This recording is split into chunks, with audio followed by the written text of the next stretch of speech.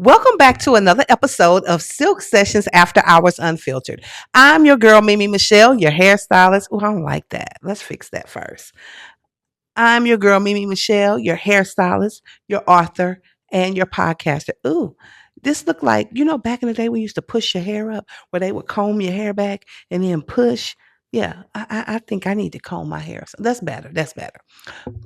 Thank you for so Thank you so much for tuning in. Now, I want you to get involved. I want you to ask questions. I want you to leave your comments and go ahead and click the subscribe button. And let's get this party started off right. So, as I said the other day, it is officially Leo season, and I want all the Leos to chime in and get in the chat. And if you're not a Leo and you know that we are the greatest, go ahead and click on in and get on in because we about to have a real good time this month, the end of July going on into August. Okay, so today's cocktail for conversation, I've been hearing a lot about this concoction where you mix red wine with Coca-Cola. Now, the other day's wine, not so much. When I tell y'all I didn't drink that, and I'm not going to drink that because that tastes like Kool-Aid.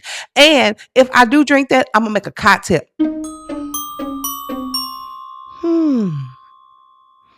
Now we on to something. I'm gonna make something out of that. All right, so what? Let me see what the name of this cocktail is while we set it up. So I got a little ice in my glass because I don't want. Only time you drink red wine hot is when you're drinking it straight. But I'm putting a little Coca Cola in there. I don't want no hot Coca Cola. So let me see what the name of this cocktail is so that I can tell y'all. That's what calamacho is what it's called. So we gonna see if the calamacho is good. Okay, okay, okay. So I have the apothic crush. This is one of my faves, and we just going. I don't know what the measurements are. I'm just gonna eyeball it, eyeballing it, eyeballing it, eyeballing it. All right, and then we got this little Coca Cola here. They should be on sale because they got FIFA on there and FIFA's over. All right. And some people use a Diet Coke. I'm not doing that. I want the real deal. Oh, you know what? I should have got me a straw. And I'm thinking a half and half would do the situation. Maybe a little. Please, Lord. God, I got to quit paying for the alcohol. Please don't let this be nasty. I don't like to waste. We're gonna swish swash that thing on up. Swish swashing the thing, swish swashing the thing, swish swish. I think I'm gonna go get a straw. Y'all hold on. Okay, I'm back. I was talking to my mom while I was in the back, and doctors practice medicine, and attorneys practice law, and sometimes I think they just use our people as guinea pigs. You know, oh, it smells very nice. But okay, y'all, let's get to this taste test. I'm procrastinating. Here we go.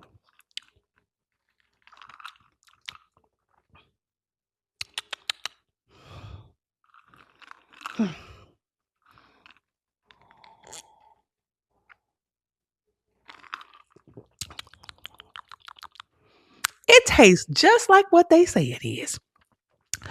Red wine and Coca-Cola. Could I drink it? Is this something I'm going to, is this something I'm going to be going back to the bar like, ooh, can I get me a red wine and Coke? Nope. Hold on. Let's see.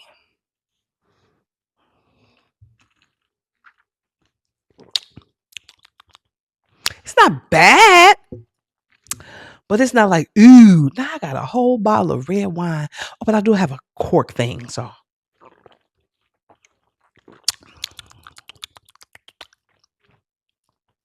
Hmm. Hmm. I'm gonna drink this. You're not gonna see me go. It's like, oh, can I get a red wine and Coke? Nope. Mm-mm.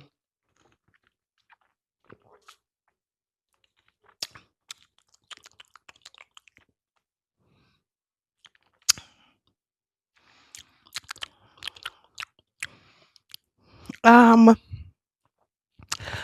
I don't know. The verdict's out on that. But Miss Carla, I tried it. It it's the red wine with a hint of Coca-Cola, the Coca-Cola kickback. I don't know. I don't know, y'all. Y'all try it for yourself. It's not like I was like, ooh, I got to have it. Nope. I'm going back to my cocktails tomorrow because that's not doing it. All right. Okay. Let me see something. Okay. And they say you're supposed to, oh, it's over ice with a squeeze of lemon or orange. All right. Let's try something. Y'all hold your mule. Hold your mule. All right. So I put a little orange liqueur in there. A hint.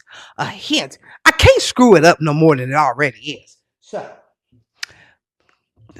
because I was like, I don't want no lemon in here.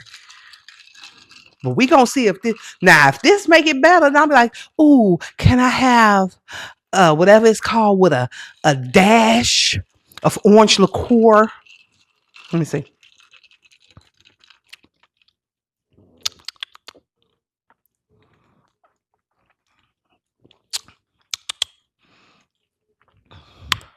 You want me to tell y'all what this tastes like? So, and this is pretty good. It's pretty good. I grew up in St. Louis, Missouri, right? And when we would go to the White Castles, we would get an orange soda and Coke mixed.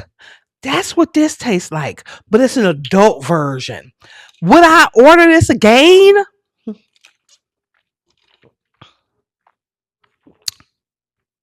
Maybe. But it tastes so very, very good. This will have you on the porcelain bowl, or it'll have you needing to call a cab. Okay. Oh, that's all right. It needed something. It very well needed something. Oh, all right. Let's just this party started. See, I had to bring out my shiny pajamas again. Haven't done that in a very long time. Oh, let's see what they said about this cocktail. The origins of the drink as practical as they are refreshing.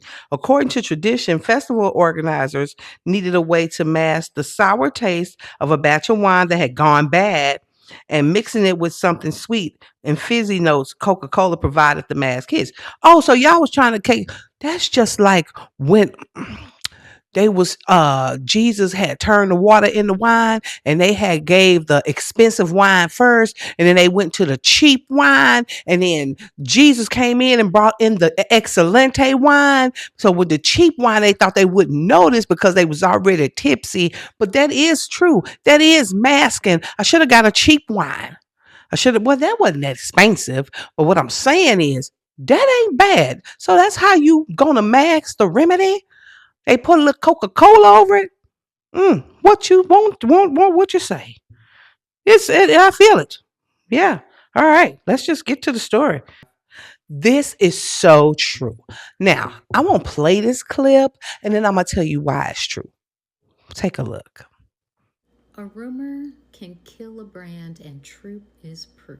By the mid 1980s, Troop was everywhere. LL Cool J was wearing it, MC Hammer was wearing it, Public Enemy was wearing it. Hip hop culture didn't just accept this brand, hip hop chose this brand. Then in about 1988, a rumor started spreading around barbershops and high schools. The rumor was that Troop stood for to rule over oppressed people. It said that the brand was KKK owned. And if you cut up your jacket or the sole of your shoe, you would find a message inside. People cut up their clothes, stores pulled product.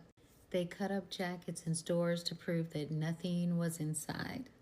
They got endorsements from the NAACP. None of it mattered. Here's what makes the story even more interesting. The brand's own founder believed that the story was organic. He believed it was competitive sabotage. Someone wanted them gone. Troop declared bankruptcy. The KKK rumor was completely false. A brand that helped lay the foundation for luxury Streetwear gone. Not because the quality changed, not because the culture moved on, but Look, because of rumor. The only I remember when I first started cosmetology school and our instructors was like, now look, everybody not gonna like what you do as a hairstylist, but those who do will probably tell one or two people. But if you mess somebody up or they feel like you messed them up, then guess what they're going to tell about 20 people. And that's why you got to keep your reputation in the streets clean. Sometimes a client is going to get on your nerves. Every fight ain't a battle. Some issue just got to let go because you don't want nobody ruining your name out there in these streets. And with the internet, oh, it is easy to ruin the reputation of a hairstylist. But because of the internet, it's easy for us to get y'all asses together too. Remember that. So rumors will do that. I remember when LL Cool J had on Troop everything. They had on Troop and they had on British Nikes. And I don't know who started that rumor, but we ain't buy not now another stitch of Troop and no more British Nikes after that. Because they both had the same kind of rumor, just like Tommy Hilfiger. Somebody started that rumor about Tommy Hilfiger, even though he had all the celebrities, the black celebrities wearing his clothes. You had Aaliyah wearing his clothes. You had Usher wearing his clothes. And boy, that started that rumor, and Tommy Hilfiger just kind of just kind of tanked. So it's evil people in the world, and they will try to bring you on down. Just be very careful. You got to be more careful. Oh, I need my drink for this one. Y'all do too much. Take a look. Beautiful girls in my garden, all tucked up, buried underneath the dirt, and not just dirt, it was like logs on top of them as well. And slowly I dug out 17 porcelain dolls. It took a while to get them all out, and obviously I found We are already on the 76th level of Jumanji. We are currently living in a narcissistic simulation. Okay? Put them damn dials back. Okay? So what would you do if you were in your backyard and you were like, let's say you were digging. I don't know why she was digging. Was she planting something? I don't know what. And you saw a bunch of porcelain dolls buried in your backyard. First of all, as a black woman, I'm going to put them dolls back. And I'm going to call somebody, preferably the polices, because I believe that them dolls, now it could have been a little girl and she was like burying her dolls, but did they do a spell on them dolls and then bury them, part of the witchcraft ritual? I don't know. Underneath those dolls, is it a person? I don't know, but I'm not finna take them dolls out. Nope. I'm not finna play with them. I'm not finna do nothing. Because under those dolls, oh, that is real good. After it's settled in, woo. I thought I saw something under them dolls and I just stopped watching. Just like that clown story from yesterday, I just stopped watching because I want to see something that my eyes can't forget. And that looked really weird. And she was just really, oh, look at all the dolls. No, mm-mm. Oh, this is good. That's what it needed. A hint, just a hint of orange. Ooh, it's going to be a good night tonight. Ooh, might have to eat me something. All right. When food, let's start over. This is when a food review goes wrong. Take a look. I ain't even fit to keep you here long. I ran down here to Costina and I got them. So guess what we fit to do? Costco got this. Twice baked pistachio filled croissant. Costco got this pistachio croissant. Hold your mute. They were 10 bones. They a vibe. My sous chef can't try to eat. She allergic to pistachios, so I'm taking penitentiary chances. What my surprise in the middle? I thought they were big. Oh, this a little surprise. We're doing that.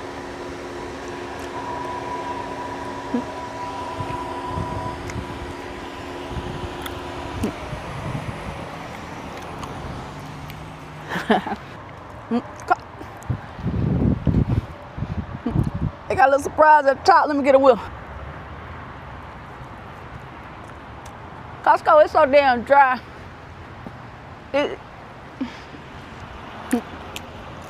I'm gonna just describe it to you. They got a little surprise in the middle. And I love pistachio, Costina.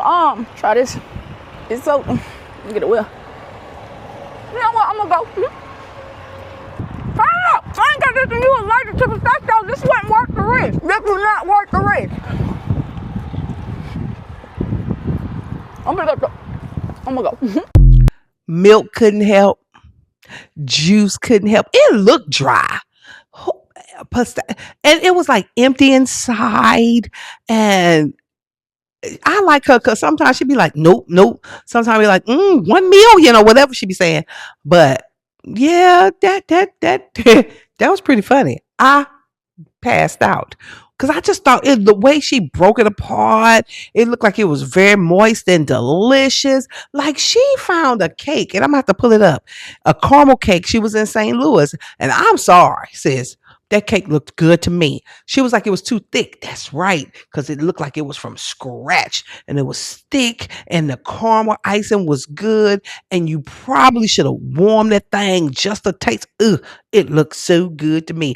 I don't know where you got it from, but I want to know. And we like caramel cake in the Midwest. I don't know about y'all, but we like a good caramel cake. All right. What we got next? What we got next? Which couple are you? After I roll this clip, I'm going to tell you which part of the couple I would be. Take a look. That's for showing me one of the nicest times I've ever had in my life. Is that all I'm gonna get? Well, that's all you're gonna get in public. No. Stop! You French. You know you loved it. Yes, I do. Ooh. And tonight I'm gonna lay a blockbuster on you. Tonight. Yeah?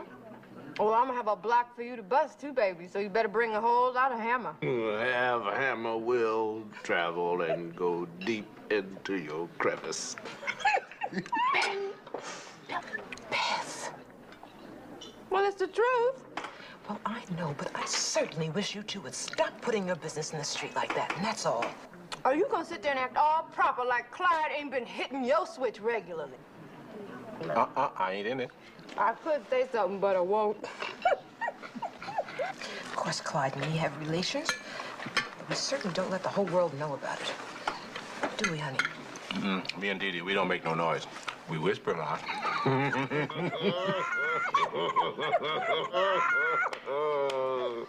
Oh, baby. Oh, baby. Shh.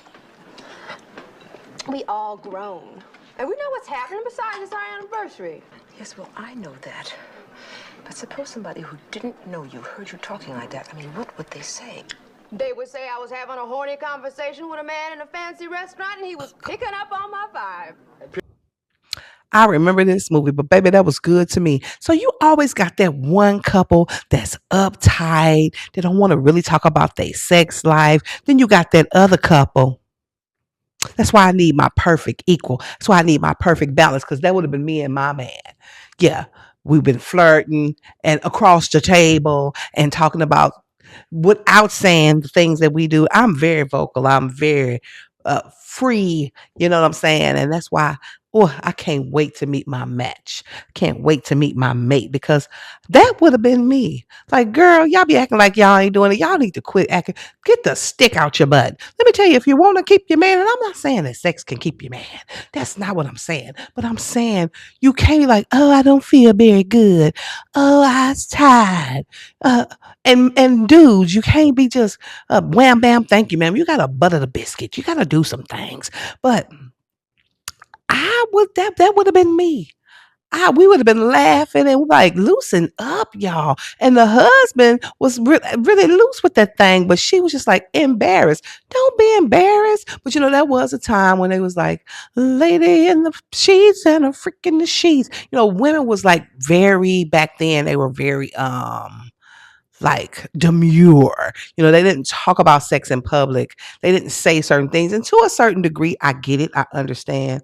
But if you with your man, not just out there, but if you with your man, you with him, girl. Girl, let him have it. We need to have a whole pod on just the ladies and men. Something's in my eye.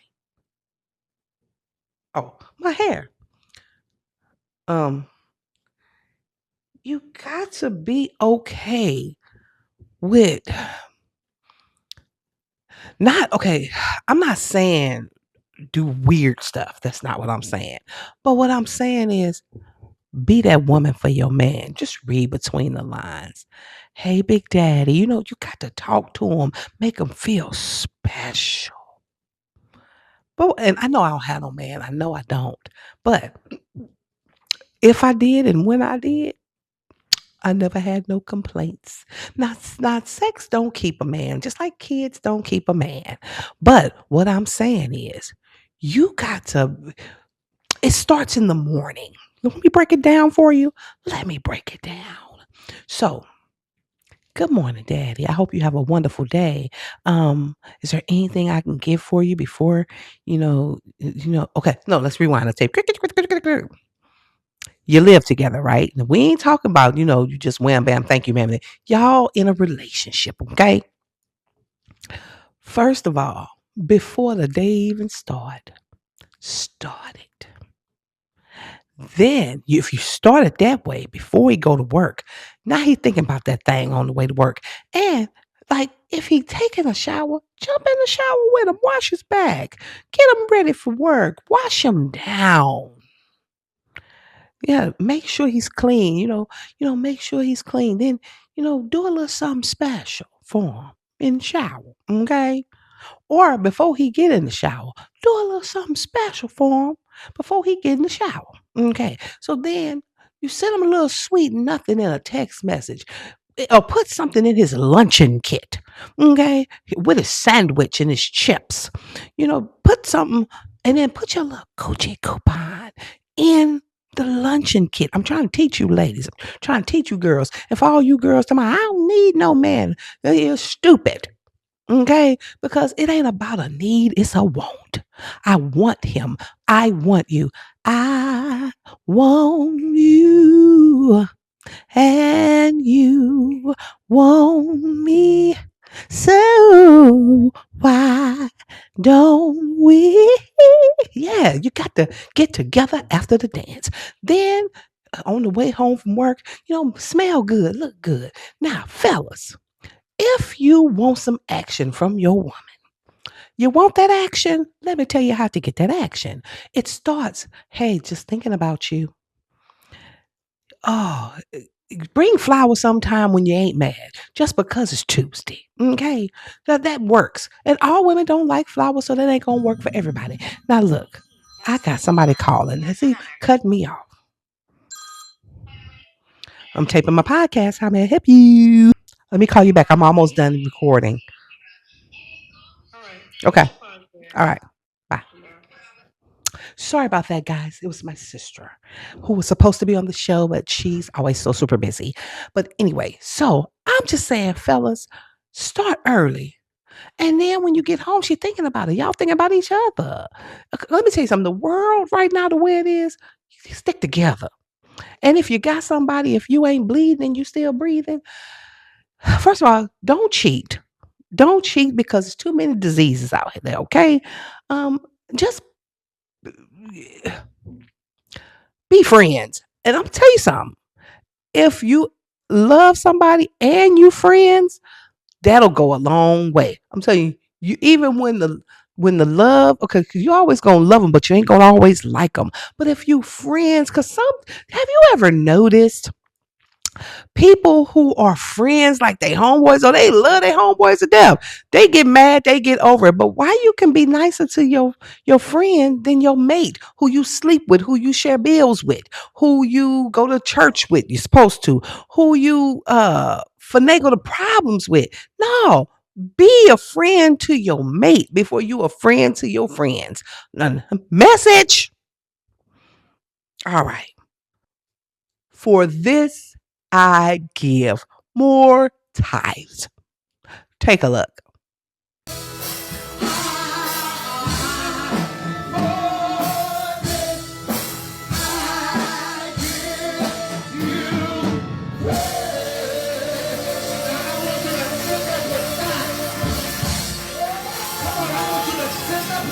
What key are they singing in? I don't know what key that is, but I know I don't want to hear that key. Woo! The music wasn't matching, the drums wasn't matching, and then you had your worship leader who was singing in the key of Z too. Now, are they having bad sound issues? Can they not hear themselves? Because that I understand. But I just think nobody on that praise team, they were singing a joyful noise unto the Lord. And when I say noise, I meant exactly what I said. It was joyful, but it was noisy. And for that, I would give more tithes. So tithes won't even do it. I need people in that church who have the gift of song to volunteer. That's all I'm saying. Or the word better come down real good because I couldn't listen to that every Sunday. And there's just no possible way. This is well said. I believe this. I agree with this. I'm going to play it and I'm going to tell you why I believe what she's saying. Take a look. When Carisha said what a scammer said, I think she meant it rhetorically. But my homegirl and I had this conversation the other day that we literally are looking for the boosters. Like, where are the boosters? Where it's not like it used to be. Boosters used to be omnipresent. Now, obviously, this is very location and demographic specific, okay? You may have a booster on every corner. But what I'm telling you is, I know a lot of people, and of all the people I know, okay, we're not encountering culturally that same dynamic with boosters like we used to. Here's my hypothesis. I feel like the boosting culture that we once knew is correlated to the demise of beauty salons. Because how am I going to bring a big screen TV into your salon suite? How am I going to bring a brand new bicycle around about Christmas, a dirt bike, into the studio where you do lashes? That's just like the square footage. You see what I'm saying? Now, back in the day, we had beauty salons. And you know who did hair at beauty salons? Beauticians. And when you went to that beautician, you was guaranteed to clock in early. You was gonna be there until late that afternoon. Double, triple, quadruple booked. It didn't matter. The timing was something different. It's not, and y'all got these 15 minutes, $2 a minute, a second, and the thing and the cancellation and the text and the deposits. We didn't have that. You showed up at 11. If you're lucky, you got out at 5. And you had a scrunch, you had some waterfalls, you had some ocean waves, and you had a roller set. And that was all in one hairdo, baby. That's called doing hair that a beautician did, you see? And while you were there, as you were waiting, you could get you some washing powders, any manner of electronics, for sure handbags. These are artisans. These are part of the economic system, the fabric of our community. And while I understand innovation, I do. There is something about the salon suite culture that's led to the demise of the beauty salon that has now disrupted the booster to beauty salon pipeline. Okay, so back in the day, let me stir up this good concoction because it is good. And you know, red wine. Ooh, okay. So, as a younger hairstylist back in the day, when I worked in the open salon concept, which sometimes I miss because you meet more people, you have better conversations.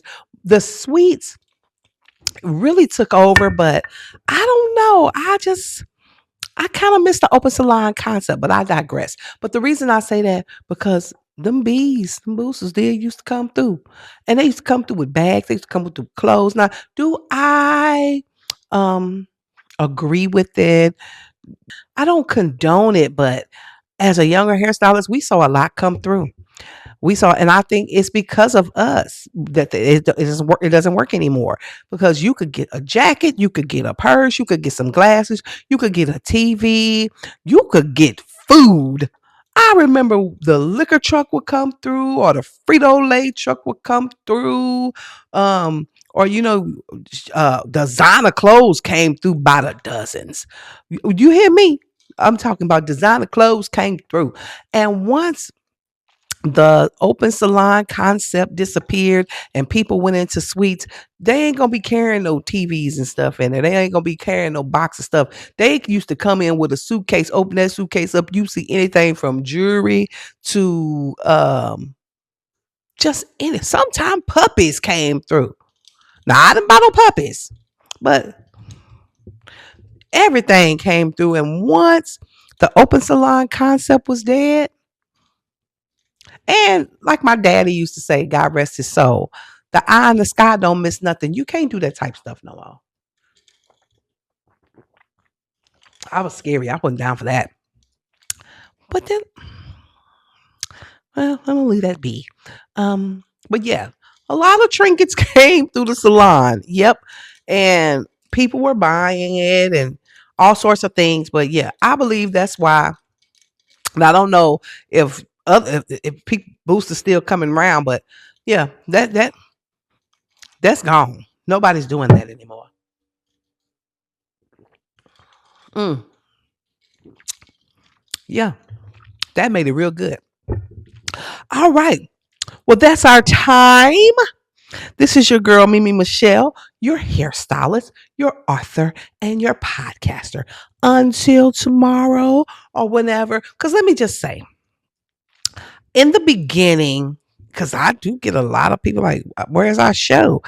And if all those people were asking me about the show, have y'all subscribed? Let's talk about that. And I did say it was a pop-up show, so you never knew when it was coming on because I was doing Silk Sessions After Dark as well. But I've been consistent. And if you don't see a brand new episode, I have a lot of episodes, enough to run it back and give y'all a highlight reel. So until next time, this is your girl, Mimi Michelle, your hairstylist, your author, and your podcaster. Mwah. Bye.